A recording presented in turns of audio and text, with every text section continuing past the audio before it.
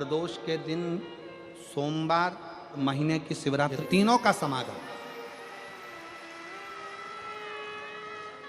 तीन संजोग, सोमवार, प्रदोष, महीने की मासिक शिवरात्रि, तीनों का संजोग बन गया। एक निवेदन सभी श्रोता बहन भाइयों से, कथा आस्था चैनल पर जो सुन रहे हैं, फेसबुक यूट्यूब पर जो सुन रहे हैं और पंडाल में बैठकर जो सुन रहे हैं, जिस दिन दिल से हारो ना,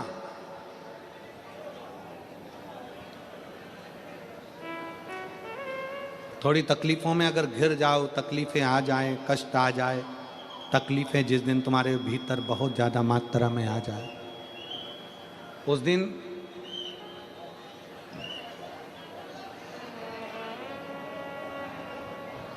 तीन बेलपत्र, एक बेलपत्र में पीला चंदन, बीच वाली पत्ती पर। जिस दिन तुम्हें लगे कि मैं बहुत दुखी चल रही हूं और मेरा काम हो ही नहीं रहा, बहुत तकलीफ की जिंदगी चल रही है, कोई हाथ पकड़ने वाला नहीं है, कोई संभालने वाला नहीं है और बहुत तकलीफ हो रही, बहुत तकलीफ। उस समय पर एक बेलपत्री के बीच वाली पत्ती पर पीला चंदन, दूसरी पत्ती पर लाल चंदन और तीसरी पत्ती पर 11 चावल गीले, पानी में उसको थोड़ा सा भिगो लें या धो लें, 11 चावल गीले शिव जी की उस पत्ती पर रखिए। सबसे पहला पीला चंदन का बेलपत्र, दूसरे नंबर पर लाल चंदन का बेलपत्र, तीसरे नंबर पर जो 11 चावल आपने धोकर रखे हैं वो हाथ की हथेली में रखना है और हाथ की हथेली में रखकर अपनी कामना कर कर भगवान शंकर से विनय कर कर पंचाक्षर मंत्र नमः शिवाय या षडाक्षर मंत्र ओम नमः शिवाय या श्री शिवाय नमस्तुभ्यम बोलकर उस बेलपत्र पर सीधे हाथ में रखकर उल्टे हाथ का स्पर्श कर कर बाबा से अपने मन के भाव कहकर शंकर के शिवलिंग पर उसे समर्पित कर दीजिए। एक ही लोटा जल, जहां से जल बहता है अशोक सुंदरी वाली जगह, एक ही लोटा जल, जहां से जल बहता है उस जल बहने वाली जगह पर 3 बार उस जल को अपनी कामना कर कर श्री शिवाय नमस्तुभ्यम या पंचाक्षर मंत्र या षडाक्षर मंत्र बोलकर 3 बार उस स्थान पर गिरा दीजिए। गिराने के बाद में बाबा से विनय कर कर अक्षत वाली जो बेलपत्र है, एक बेलपत्र और एक अक्षत उसमें से अपने लिए लेकर आ जाओ। उसको 2 महीना 3 महीना अपने घर में रखिए। जितना भी दुख है धीरे धीरे बाबा समाप्त कर कर खुशियां घर में लेकर आता ही है। दुख समाप्त होगा, खुशियां घर में आएगी जरूर। प्रदोष के पर्यांत की, प्रदोष के बाद की बिल्कुल लगी हुई पीठ से जो शिवरात्रि होती है, वो शिवरात्रि अगर उस शिवरात्रि का व्रत, साधना, तप, भजन, संसार का मनुष्य कर लेता है तो जिंदगी में उसने कोई व्रत किए ना किए हों, अगर एक व्रत शिवरात्रि का, प्रदोष की पीठ से लगी हुई शिवरात्रि का अगर कर लेता है तो उसको पूरे जीवन के व्रत का पुण्य फल प्राप्त हो। एक व्रत शिवरात्रि का प्रदोष पर्यंत की, अर्थात प्रदोष की पीठ से जुड़ी हुई। अब अगर आप कोई ब्राह्मण से, अगर कोई विद्वज्जन से, कोई पंडित जी से आप पूछेंगे प्रदोष कितनी बजे लग रहा है, वो बताएंगे। फिर प्रदोष लगने के बाद प्रदोष कब समाप्त हो रहा है, तो की पीठ मिल रही।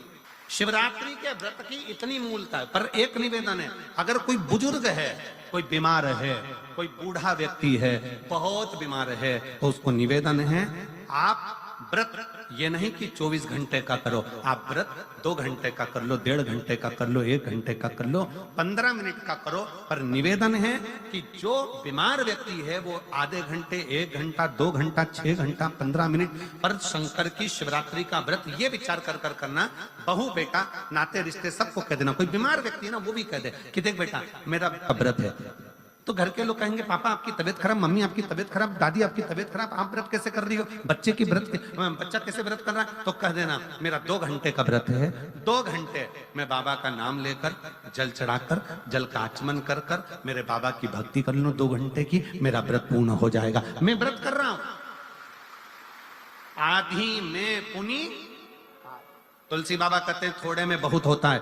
आपके व्रत अगर कोई बीमार है उसके लिए, अगर कोई कष्ट है शरीर में उसके लिए ऐसा व्रत है। बाकी के सभी के लिए तो वही व्रत शिवरात्रि का पूर्ण व्रत है जिसमें भगवान शंकर की विरल भक्ति को हम प्राप्त करें। शिव महापुराण की कथा कर रहे हैं।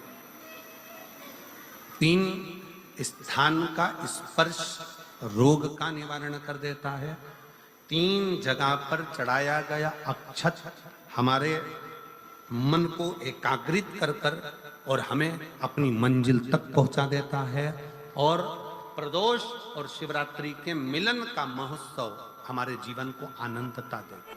प्रदोष का दिन, प्रदोष काल का समय, भगवान शंकर प्रदोष के दिन प्रदोष काल में अपने भक्तों के घर पर नंदी के कान में जो बोल कर जाता है, शिवजी नंदी पर बैठकर उस भक्त के दरवाजे पर उसका कल्याण करने के लिए प्रदोष के दिन प्रदोष काल में पहुंचते हैं। हर हर प्रदोष के दिन प्रदोष काल में देवाधिदेव महादेव उस शंकर के भक्त के घर जाते हैं जो भगवान नंदीश्वर के कान में कहकर जाता।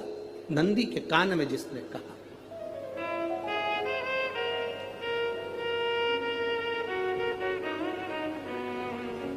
शंकर भगवान के इस शिवलिंग का स्मरण आप करेंगे। बीच में जो एक मोटी सी लाइन होती है इसको अशोक सुंदरी कहते हैं। सब लोग दर्शन करें, जम के बोलो जरा, करें। अशोक सुंदरी की जगह जहां पूरी हो जाती है उसके बीच में शिवलिंग और उसके बीच में थोड़ी सी जगह खाली आती है। करें दर्शन, समझना जरा बहुत अच्छे से। जैसे ये अशोक सुंदरी की जगह है, हम निवेदन करेंगे आस्था चैनल वालों से भी और एलईडी वाले भी, जिन जिनको एलईडी पर आप दर्शन करा रहे हैं वो पूरी तरह से कराएं। गणेश जी का स्थान, षडानंद कार्तिकेय का स्थान, अशोक सुंदरी का स्थान बीच में। अशोक सुंदरी का जो स्थान पूरा हो जाता है वहां से लेकर शिवलिंग के बीच में खाली जगह आती है। करें दर्शन आप लोगों ने, खाली जगह आती है। उस खाली स्थान की जो महत्वता है, ये जो अशोक सुंदरी से लेकर बीच में जो जगह है, ये भगवान शंकर की जो धर्म पत्नी है माता पार्वती, उनकी जो योगनियां हैं 64 योगनी, उनकी जो शक्ति पीठें हैं, उनकी जो सिद्धता है, उनकी जो सिद्धियां हैं, ये अशोक सुंदरी से शंकर के शिवलिंग के बीच में जो खाली जगह होती है, इस स्थान पर 64 योगनियां, देवियां, अष्ट सिद्धियां, नवनिधियां सब इस स्थान पर रहती है। इसलिए हमारे यहाँ शिव महापुराण की कथा कहती है, पूर्ण पूजन के बाद अगर कोई नारी, कोई पुरुष, कोई बच्चा, कोई बुजुर्ग अपने मन की बात का स्मरण इस जगह पर हाथ को रखकर, जैसे किसी के हृदय पर हाथ रखते हैं तो दिल धड़कता हुआ स्मरण होता है, उसी तरह यहाँ स्पर्श करेंगे और स्पर्श कर कर जब अपने मन की बात कहते हैं तो देवाधिदेव महादेव नंदी के साथ आकर प्रदोष के दिन कार्य की सिद्धता पूर्ण करते। उस स्थान की मूलता होती है, वो स्थान। समझ में आएगी ना जगह? अरे बोलो तो जम के। नहीं समझ में आई हो तो एक बार फिर वापिस समझ लीजिए, फिर समझो बाप। स्थान देखिएगा, गणेश जी का स्थान, कार्तिकेय जी का स्थान, बीच में ये आ गई अशोक सुंदरी की मोटी सी लाइन। अशोक सुंदरी की लाइन जहां खत्म होती है, वहां से जो शिवलिंग रखा है, इसके बीच की जो जगह है, ये जो बीच में अशोक सुंदरी के स्थान से लेकर शिवलिंग के स्थान के बीच में जो खाली जगह है, ये 64 योगनियां, अष्ट सिद्धियां, नवनिधियां, सब कुछ मेरे देवाधिदेव महादेव ने माता पार्वती को अपने चित्तवृत्ति के साथ यहां अनुमति प्रदान कर रखी है। वहां का स्पर्श,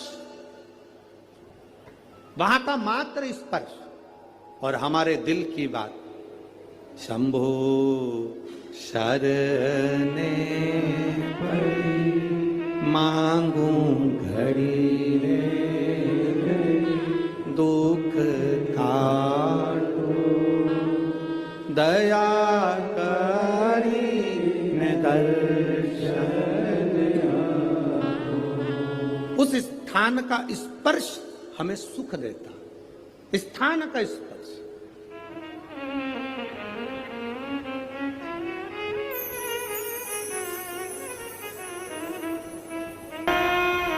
और कितनी सुंदर बात नंदी ने कही है।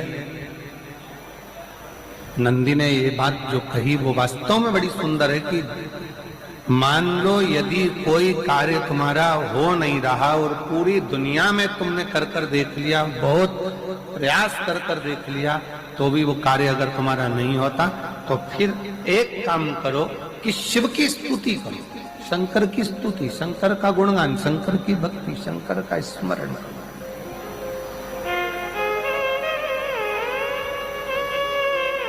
फिर शिव की स्तुति करिए, शंकर से विनय करिए, शंकर से निवेदन करिए, शंकर का गुणगान करिए।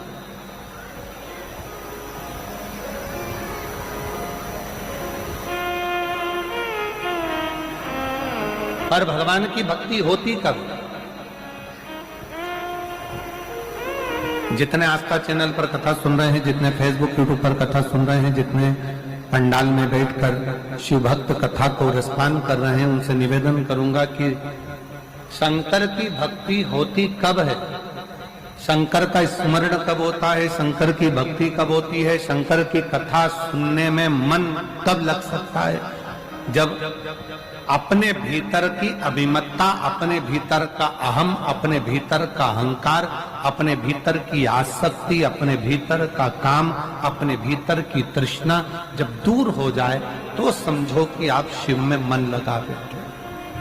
दो जल व्यक्ति के जीवन को बदलते। कितने जल? जम के बोलो जरा। दो जल। एक देवाधिदेव महादेव के लिए भरा गया एक लोटा जल, और दूसरा है स्वयं के लिए भरा गया एक लोटा जल। शंकर के मंदिर में जा रहे हो, एक लोटा जल अपने घर से भरकर लेकर चले जाओ, और अपने घर में जब तुम भोजन करने बैठ रहे हो, जब तुम रोटी खाने बैठ रहे हो, भोजन करने बैठ रहे हो, भोजन ग्रहण करने बैठ रहे हो, जब तुम भोजन को ग्रहण करने के लिए बैठ रहे हो, तब अपने घर में जब तुम भोजन ग्रहण करने बैठ रहे हो, तो एक लोटा जल या एक गिलास पानी भरकर बैठो। बहू अच्छी है, पानी भरेगी, मना नहीं है। बेटा अच्छा है, पानी भरेगा, मना नहीं है। पोता अच्छा है, पोती अच्छी है, नाती अच्छा है, पंती अच्छा है, घर में सब अच्छे। तुम्हारी पत्नी भी अच्छी है, तुम खाना खाओगे तो वो पानी ला कर दे देगी। तुम्हारी बहू भी अच्छी है, तुम भोजन करोगे तो वो पानी ला कर दे देगी। तुम्हारा परिवार का हर व्यक्ति अच्छा है, तुम्हारा कहना मानता है। तुम जिमने बैठोगे, भोजन करने बैठोगे तो वो पानी ला कर देगा। पर शिव पुराण की कथा कहती है, जो व्यक्ति भोजन करते समय अपना जल स्वयं भर कर बैठता है, उसकी जिंदगी में से 3 रोग समाप्त हो जाते हैं। कितने रोग समाप्त हो जाते हैं? 3। पहला, अपना जल स्वयं भर कर बैठने वाले के घुटने का कभी भी डॉक्टर उस पे घुटने बदलने का बोलेगा ही नहीं। घुटना बदल कर कंधे तक जिसकी हड्डी में दर्द होता हो, या जो सुबह सुबह सोकर उठता हो और उसके कंधे दुखते हो या पीठ दुखती हो। दूसरे नंबर का रीढ़ की हड्डी का दर्द, और तीसरे नंबर का डॉक्टर को दवाई खा खा कर परेशान हो गए, और आधा सिर का रोग, भुकुटी, ये भौएं दुखती हो, सिर दुखता हो, ये कान के पास का दर्द होता हो, तो अपना भोजन करते समय अपना पानी स्वयं भर कर बैठो, आपको ये 3 रोग से मुक्ति अपने आप मिलना प्रारंभ होगा, अपने आप। अब किसी ने कहा गुरुजी पत्नी पानी ला कर देती है, पति पानी ला कर देता है, बेटा पानी ला कर देता है, बहू पानी ला कर देती है, पोता पोती पानी ला कर देते हैं, नाती पंती पानी ला कर देते हैं, नौकर लगे घर में वो पानी ला कर देते हैं, सेवादार लगे घर में वो पानी ला कर देते हैं, तो हमको पानी लाना क्यों जरूरी है? तो अग्नि पुराण में वर्णन आता है कि जो घर में पानी जिस मटके में भरते हो, जिस हंडे में भरते हो, जिस बाल्टी में भरते हो, जिस टंकी में पानी भरते हो, पीने का पानी जिस हंडे में, मटके में, बल्टोई में, जिस गगरे में तुम भरते हो, वो स्थान पितरों का स्थान रहता है। जब हम पानी भरकर भोजन करने बैठते हैं तो हमारे पितर भी उस स्थान पर आकर निश्चित जगह पर बैठते हैं, और जब हम भोजन ग्रहण करते हैं तो हमारे पितरों के भाव का आशीर्वाद हमारे ऊपर पड़ जाता है, जिससे हमारे 3 दर्द समाप्त हो जाते। स्वयं भरो, स्वयं।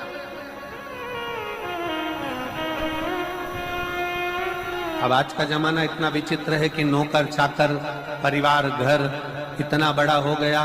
आज के जमाने में कोई सोफे पे से उठना पसंद नहीं करता, वहीं से आवाज लगा देते हैं, ला मेरा भोजन लगा दे, रोटी लाओ। रोटी आई तो मालूम पड़ा पानी ला कर रखा बहू ने। वो बहू ला देगी, बहुत अच्छी है, बहू बेकार नहीं है, बहुत अच्छी है, बेटी बहुत अच्छी है, ला देगी पानी, भोजन भी लाएगी, पानी भी लाएगी, सब कुछ लाएगी। पर पहला फर्ज अपना है, जब तक शरीर चले, पांव चले, हाथ पैर चले, और तुम पलंग पर नहीं पड़े हो, तुम्हारा शरीर अगर चल रहा है तो पहले रसोई घर में जाओ, लोटा भर, लोटा नहीं भर सकते तो गिलास भरो, गिलास नहीं भर सकते तो थोड़ा सा कटोरी में पानी भरो, पर अपने पीने के लिए थोड़ा सा जल स्वयं के लिए लेकर आओ। वो जल इतना कारगर होगा कि तुम्हें रोग से निवारण करता चले जाएगा, रोग समाप्त करता चलेगा। सुबह, दोपहर और शाम प्रदोष का, प्रदोष ये 3 समय एक ऐसा समय है, मान लो सुबह यदि आपको समय ना मिले भगवान शंकर का गुणगान करने के लिए, मान लो दोपहर का समय ना मिले शंकर भगवान का गुणगान करने के लिए, तो शिव पुराण कहती है जब सूर्य डूब रहा हो, प्रदोष काल का जब समय हो, तब उस शंकर का गुणगान करो, तो सारी जिंदगी तुम्हें किसी के आगे हाथ नहीं फैलाना पड़ेगा। भगवान भोलेनाथ स्वयं तुम्हें उतना प्रबल वैभवपति बना। आज जो शंकर के शिवलिंग की आराधना करेगा, पूजन करेगा, उसके घर में 2 देवियां सदा सदा विराजमान रहेंगी। पहली सरस्वती, दूसरे नंबर पर लक्ष्मी, उनके घर में सदा विराजमान, सरस्वती और लक्ष्मी।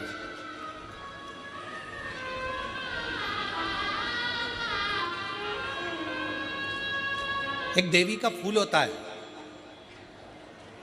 शायद मुझे उम्मीद है कि आप सब जानते होंगे। एक देवी का फूल होता है जिसको जायसोन या गूलर का फूल भी कहते हैं, घंटी वाला फूल भी कहते हैं, लाल कलर का होता है। काय का बोलते हैं इधर? गुड़ल, गुड़र का फूल, जायसोन का फूल लाल कलर का होता है, जिसमें घंटी निकली रहती है एक छोटी सी, उसमें पीले पीले पीले पीले दाने रहते हैं।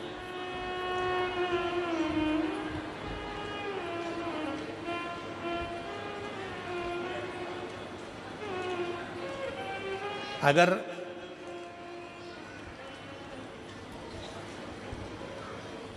मान लो कोई बेटा बेटी, कोई लड़का लड़कियां, कोई बेटा बेटी, नवयुवक बच्चे या बहुएं या कोई अन्य व्यक्ति भी कोई कार्य चालू कर रहा है, मान लो कोई कार्य आप चालू कर रहे हैं, एजुकेशन के लिए बढ़ रहे हैं, या आपने कोई लक्ष्य बनाया है कि मुझे इस कंपटीशन एग्जाम में बैठना है, इस कंपटीशन एग्जाम में बैठना है और मेरा इसमें पास होना जरूरी है, और मैं जो चीज पढ़ती हूं ना मैं भूल जाती हूं। मैं अध्ययन करता हूं और भूल जाता हूं। कई माताएं भी ऐसी हैं 40, 45, 50 साल, 60 साल की हो गई, 60, 70 साल की हो रही हैं, कई बार कह देती हैं मेरी याददाश्त ठीक नहीं है, मैं कोई सामान रखती हूँ भूल जाती हूँ, मेरी याददाश्त में नहीं रहती। कोई भाई भाई लोग कह देते हैं मेरी याददाश्त में नहीं रहता, भूल जाता हूँ। कोई कहकर गया मुझसे बात कर लेना और मैं भूल गया कि मेरे को उससे बात करना था। कई बार मुझे मनी मंजिल तक पहुंचना है। तो शिव महापुराण की कथा कहती है आप अपने परिश्रम को 4 गुना बढ़ाओ, मेहनत 4 गुना करो, पढ़ाई 4 गुना करो, अध्ययन 4 गुना करो, दिन रात एक कर दो। और साथ में जो अशोक सुंदरी की जगह है, ये शिवलिंग समझ लेना जरा, ये जलाधारी पार्वती जी का हस्त कमल, ये शिवलिंग, ये जलाधारी, और यहाँ से जल बहता है। राइट में गणेश जी, लेफ्ट में कार्तिकेय जी, और बीच में जम के बोलो जरा अशोक सुंदरी। ये बीच की जगह जो घंटी वाला फूल होता है, जिसको आप लोग जायसन बोलें कि आपके क्षेत्र में गुलर बोलें, देवी जी को चढ़ता है। देवी जी का अति प्रिय पुष्प है, माता रानी का वो लाल पुष्प अति प्रिय। उसी पुष्प को ये बेलपत्र की जो डंडी होती है, बेलपत्र की जो डंडी का भाग होता है, उस घंटी का भाग उसी डंडी की ओर होना चाहिए। जैसे फूल की जो अंदर की घंटी जो निकली हुई है, उसका भाग ऐसा डंडी की ओर होना चाहिए। मतलब आपको बेलपत्री पर ये फूल को इस तरह से रखना पड़ेगा। मतलब उसका जो घंटी का भाग है, हाँ लाइए फूल लाओ, जेरा फूल मिल गया वो।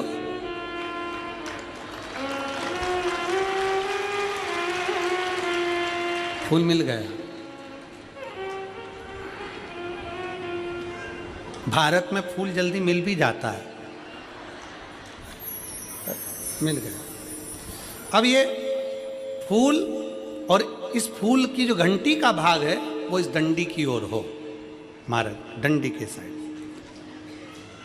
अपनी कामना कर कर, अपना नाम और गोत्र का स्मरण कर कर, शिव जी से अपने मन का भाव बोलकर इस फूल को और इस बेलपत्र को 12 महीने शिवरात्रि पड़ती है।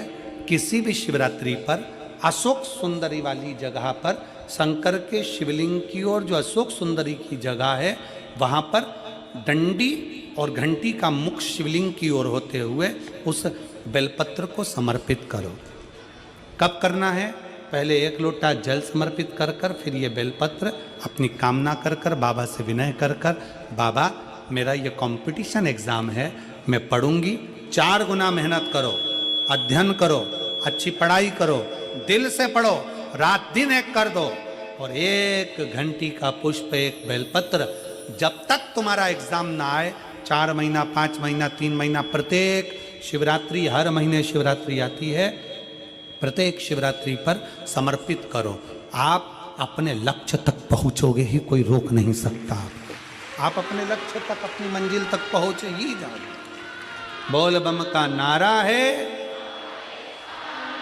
बेटा बेटियों का विवाह नहीं होता, उन बेटा बेटियों के लिए मान लो अगर कोई ग्रह ऐसे हो गए कि भाई संबंध टूट गया, और संबंध टूटने के बाद तलाक हो गया, होने के बाद दूसरा विवाह ही नहीं हो रहा, संबंध टूटने के बाद मंगल विवाह दूसरा हो ही नहीं रहा, तो प्रयास करिएगा। माँ जगतजननी जगदम्बा का हाथ इस तरह से रहता है, अपने दर्शन करेंगे पार्वती मैया के शिव मंदिर में, तो पार्वती जी का हस्त कमल शंकर जी की साक्षी में हमेशा बंधा हुआ रहता है, शिव की साक्षी में।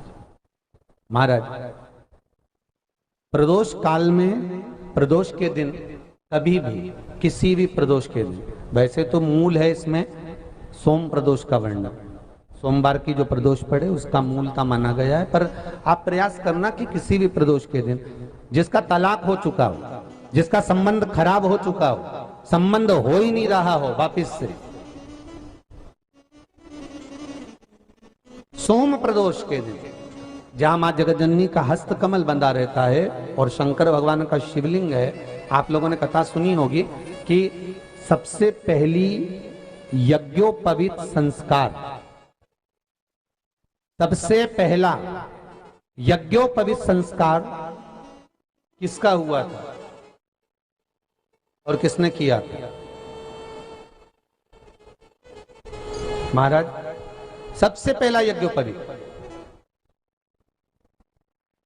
माता ललिता देवी ने भगवान शंकर को यज्ञोपवीत धारण करवाया था।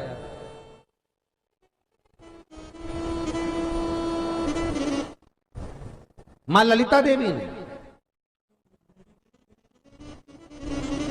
सूत्र बनाकर अपने हस्त कमल से भगवान शंकर के सम्मुख में बिठाकर भोलेनाथ जी के हस्त कमल से स्वतः सूत्र बनाया था। भगवान शंकर प्रसन्न हो गए थे, बहुत प्रसन्न भोलेनाथ जी। इसलिए शंकर भगवान ने ललिता देवी को 2 वर दिए थे, एक किसी का अश्रु नहीं देखूंगा, दूसरा जो यज्ञोपवीत समित समर्पित करेगा, यज्ञोपवीत का भाव जो मुझे देगा, उसके जीवन में बाधाओं को हर लूंगा। इसलिए आज भी हिंदू धर्म में देवताओं को जो यज्ञोपवीत चढ़ाया जाता है वो उलझा हुआ नहीं होना चाहिए। देवताओं को जो यज्ञोपवीत चढ़ता है उसको सुलझाकर चढ़ाया जाता है, समर्पित करेगा। अब कई विद्वान ब्राह्मण ऐसा कैसे यज्ञोपवीत में हल्दी लगाकर छोड़वा देते हैं, परंतु वो उलझा हुआ रहता है। वो सुलझा हुआ अगर चढ़ाएगा तो जो जजमान पूजन कर रहा है, जो जजमान पूजन में लगा हुआ है, उसको पूर्ण फल की अनुभूति हो, पूर्ण फल का प्राप्ति हो और ब्राह्मण भी बंधन से मुक्त हो। ललिता देवी चाहिए। तो हमारे यहाँ भौम सोमवार का जो प्रदोष हो, उस प्रदोष के दिन जिसका मंगल विवाह नहीं हो रहा है, सारी तकलीफें झेल रहे हो, बहुत कष्टप्रद हो, तो माँ का जो हस्त कमल है, उस हस्त कमल से लेकर शंकर भगवान के शिवलिंग तक एक कच्चे सूत की धार बनाई जाती है। महाराज 6 धार कच्चे सूत की बनाई जाती है। यहाँ शंकर भगवान का शिवलिंग है, यहाँ माता का हस्तकमल है, हस्तकमल से चालू होकर शिवलिंग, शिवलिंग से चालू होकर हस्तकमल, ऐसी 6 धार बनाई जाती है माता। और धार बनाकर उस धार पर माखन का लेपन किया जाता है भगवान शिव को। जैसा ललिता माता ने भगवान शंकर से वर प्राप्त करा था, उसी तरह फिर उस लेपन को लगाने के बाद उसको उतारकर उसी को लपेटकर शंकर भगवान पर उसको चढ़ा दिया जाता है, मात्र अपनी मंगल विवाह की कामना कर कर। अगर कोई कुंवारी अवस्था में कर रहा है तो उसमें हल्दी लगाए, और अगर कोई शादी होने के बाद, संबंध टूटने के बाद दूसरी शादी के लिए कर रहा है तो उसमें हल्दी ना लगाए। बस इतना अंतर रहता है।